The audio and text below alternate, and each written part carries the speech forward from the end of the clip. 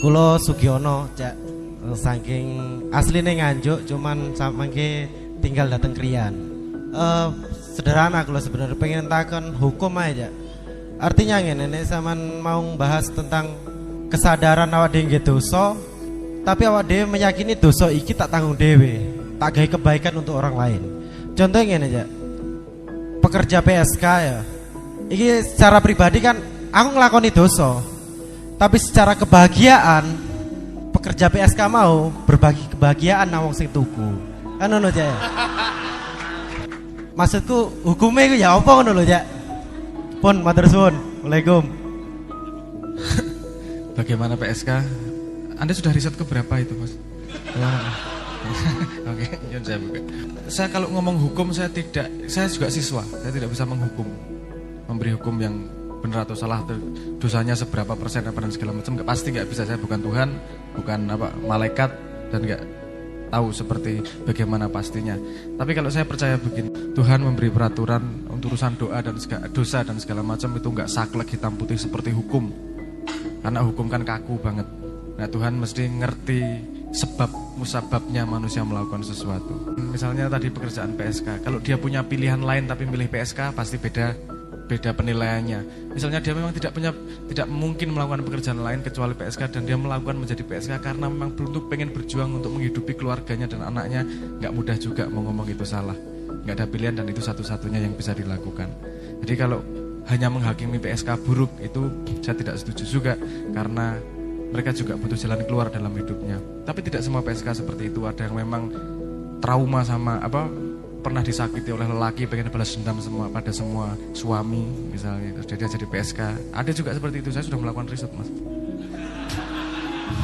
Kemudian arek-arek nongkrongnya di Jogja, ada di Pasar Kembang itu, ngobrol sama mereka sebagai manusia enak banget, karena tidak ada yang melakukan itu dengan sengaja, mereka pasti punya latar belakang yang berbeda-beda. Dan kalau menurut saya pribadi, kalau argumentasinya itu tadi, saya pengen menjadi PSK karena ingin membahagiakan orang lain, telek nek gue menurutku.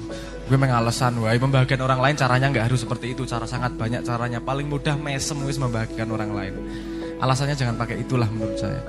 Jadi kalau secara hukum saya tidak bisa menghakimi karena kasusnya pasti sangat banyak. Tapi menurut saya secara sikap sebagai manusia kita menghargai dan membantu jika dibutuhkan oleh sedulur-sedulur PSK tersebut. Paling ngono wae Mas, kalau hukum aku nggak bisa menghukum itu. Ngapunten Mas Abrang, kulo sangkal gitu. Okay. Artinya hukum itu kan jelas sebenarnya, Mas. Ada haram, ada halal, kan ngoten Mas. Ada siang, ada malam. Ono wedok, ono lanang. Cuman yo gak semuanya ono sing banci yo ono ya Mas. Tapi jarang ono, Mas. Tapi hukum ono lho. Ora iso tak anggap ora ono lho. Walaupun jarang, walaupun cuma satu, itu bisa membatalkan semuanya kalau ada satu kasus contoh yang berbeda. Itu bedanya hukum manusia sama hukum Tuhan, Mas. Berarti lentur hukum sebenarnya, Mas. Saya jangan ngomong lentur seperti itu. Anda punya asumsi bahwa kalau lentur gampang dibelok-belokkan. Enggak seperti itu. Ya dalam tanda petik gini, jangan samakan hukum manusia sama hukum Tuhan. Hukum manusia itu sangat limit. Mencuri yang dilihat poin mencurinya, dihukum. Benar mencuri itu salah, betul atau enggak? Kita mundur belakang sedikit. Kenapa dia mencuri? Karena dia lapar dan tidak ada orang sekampungnya yang ngasih makan dia. Yang salah siapa? Wong sak kampung. Hukum manusia tidak bisa mencapai seperti itu. Hukum Tuhan bisa mencapai seperti itu. Kenapa? Karena komponen yang diketahui Tuhan jauh lebih banyak daripada komponen yang bisa diketahui manusia.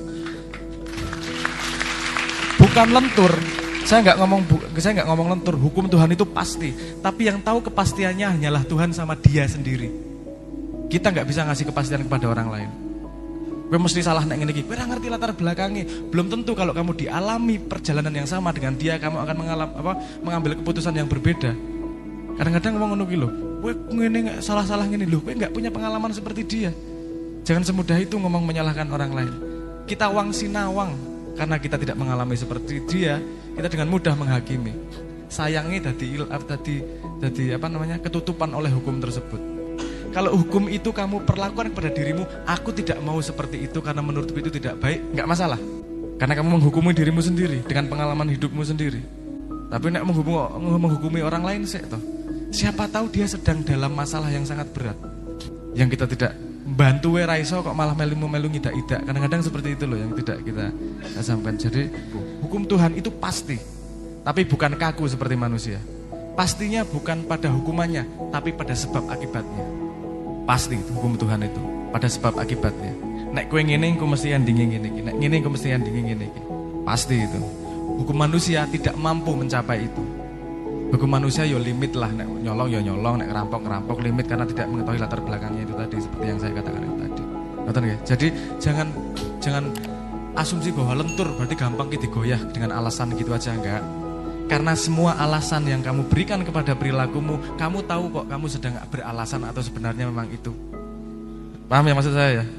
Jadi aku lagi alasan, wae aku ngerti nek salah ning aku golek kebenaran dibener-benerke. Nah, itu kamu tidak jujur dengan dirimu sendiri.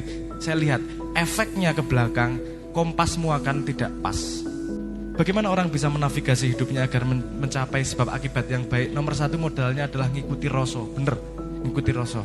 Endi sing paling mantep, endi sing paling srek. Tapi mantep karo srek kadang-kadang ora pas. Kenapa tidak pas? Karena alatnya ora tau diresiki, ora tau dilatih. Bagaimana cara melatih alat kompas dalam hati ini? Dengan jujur kepada diri sendiri setiap saat. Itu yang paling susah. Kenapa? Karena diri manusia adalah yang paling mudah dibohongi oleh dia sendiri. Dengan alasan-alasan seperti itu. Jane kowe ngerti salah, ora apa-apa demi iki. Ngerti kowe jane salah ning alasan tok. Misalnya paling gampang gini. Kegagalan adalah keberhasilan yang tertunda. Itu membohongi diri sendiri. Kegagalan adalah keberhasilan yang tak terjadi, titik. Jujur wae. Efeknya adalah oke, aku tidak terjadi kegagalan. Bukan kena kowe kegagalan adalah keberhasilan yang tertunda, kowe berharap-harap besok kemudian berhasil. Efeknya ngono. Kalau kamu kegagalan adalah keberhasilan yang tak terjadi, kamu menganalisa, ngopo ya aku gagal yo, aku kurang iki, aku salah iki, aku ning kene. Oke, sesuk tak dandani meneh. Mencoba lagi. No problem, gagal tidak hina kok. Gagal tidak dosa kok. Gagal adalah kesempatan untuk belajar. Ini itu salah satu contoh dari jujur pada diri sendiri gitu. Itu gunanya untuk membersihkan kompas keputusan dalam hidup. Jujur loh karo awakmu dhewe. Itu yang paling susah di manusia. Pandai, banyak pengetahuan kuwi gampang kari sinau. Tapi jujur kepada diri sendiri itu sangat susah dan harus dilatih. Kudu eling dan waspada tenan itu. Nah, untuk kebenaran, untuk menilai orang kemudian benar atau salah, hukumnya gimana dan segala macam. Kalau kompas hatinya orang landep, selip-selip juga nanti. Itu salah satu efeknya juga. Ngoten paling Mas. Iki aku cuman wedi ngene, aku cuman wedi salah asumsi dengan jawabanku tadi. Tapi semoga kanca-kanca tetap apa jenenge punya kejernihan diri dan punya timbangan sendiri untuk bisa menimbang kalimatku ya. Bukan artinya juga aku menyepelekan hukum Tuhan iso dingenek-ngenek dan segala macam. Tapi kalau Anda mau contoh seberapa lenturnya cari cerita Kanjeng Nabi dengan sahabatnya.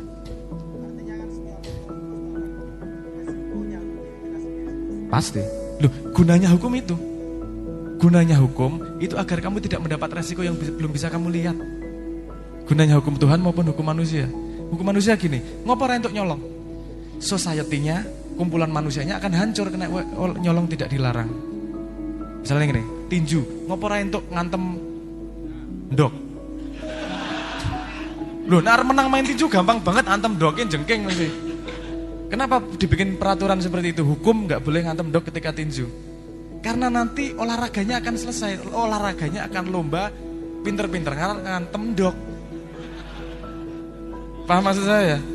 Jadi dibuat sebuah peraturan agar nek misalnya gini, nek tinju sliding, nek bal-balan sliding udah dikai lampu kayak kartu merah, lomba sliding, bariku olahraga karate arep bal-balan, salah olahraga nih, paham maksud saya? Jadi semua hukum antar manusia itu fungsi utamanya adalah bagaimana dia memastikan bahwa society itu kan berjalan dengan sehat dan tumbuh. Itu nomor satu, karena ada akibat-akibat yang belum bisa kita bayangkan. Anda lihat dari 10 perintah Allah pertama sampai ke Quran. Kompleksitasnya bagaimana? Dulu awal-awal sederhana, ojo maling. Karena orang belum sadar bahwa itu penting untuk noto society. Sekarang dewe wis cah cilik wis ngerti ojo maling. Tapi butuh peradaban manusia tingkat tertentu untuk menyadari bahwa itu buruk dalam jangka panjangnya. Jadi hukum itu untuk mengantisipasi jangka panjang. Kok efeknya piye ya ke belakangnya? Nek percaya jajal wae. Nanti ada efeknya ke belakang pasti. Jadi agama ini ngek peraturan karena kowe orang paham urung paham, urung ngerti sebab akibatnya, nyo tak kayak peraturan, nggak bahaya karo gue. Misalnya seperti ketika anak kecil nyon saya dawa iki, agar tidak salah paham. Anda kalau sama anak kecil ada peraturan ojo dolanan korek, betul nggak? Emang nggak boleh mainan korek? Aku cengkel-cengkeli korek, ngantongi korek di mana-mana, banyak orang ngomong korek. Kenapa? Anak kecil nggak boleh korek, megang korek, karena dia belum cukup pengetahuannya untuk bisa memegang resiko korek tersebut. Dia bisa membakar macam-macam, makanya dibikin sebuah peraturan. Ketika besar, monggo dolanan korek, karena kamu sudah tahu sebab akibatnya. Ketika belum tahu, kei hukum dhisik. Dogma. Karena aku belum ngerti sebabnya seperti apa. Aku belum cukup dewasa untuk mengetahui keberbahayaan dari korek itu tadi. Nah, hampir semua yang agama ajarkan dosa ojo ngene. Kenapa? Karena nanti bahaya di belakangmu. Kamu belum tahu aja. Akeh lho, nek kowe ndelok ceritane wali-wali pas Ramadan malah mangan. Ono wali-wali sing sholat subuh 6 rakaat, ngono-ngono. Loh, kita nggak mungkin melakukan itu. Kenapa? Karena kita belum tahu, belum tekan sampai saat kuwi sebab akibatnya. Apakah itu melanggar hukum? Hukumku iya, karena belum paham. Hukum dia ora iso ngukur kita. Karena hanya dia yang tahu hukumnya. Sebab akibatnya hanya dia. Ngerti paham maksudku lagi? Siap. Tentang jalan kesadaran, cara mengatasi jalan yang tersesat, gampang mas. Jangan berhenti berjalan. Sederhana. Orang tersesat itu kalau berhenti berjalan. Nek salah dalan orang mandek, dalan buntu yang balik mesti golek dalan liyane kok. Ngono ta? Ojo kowe nyari tempat yuk tersesat. Aduh aku tersesat ya Allah wis tersesat wis meneng wae ora ta? Cari jalan keluar ta mesti. Dia akan tersesat ketika berhenti berjalan. Ketika tersesat dia akan ketika dia berhenti mencari. Jadi salah satu ketersesatan adalah ketika dia merasa benar. Wis bener kabeh ya aku. Wis yang salah iki. Kamu berhenti berjalan tersesat wis. Ora tekan. Tersesat kan tidak sampai. Padahal agama itu kan petunjuk. Jalan, ya kan? Jalan. Tidak ada petunjuk. Misalnya gini, Anda ke Surabaya, petunjuk arah Surabaya itu ada nggak di Surabaya? Petunjuk arah Surabaya selalu di luar Surabaya, betul nggak? Ketika Anda sampai Surabaya, ada nggak petunjuk Surabaya?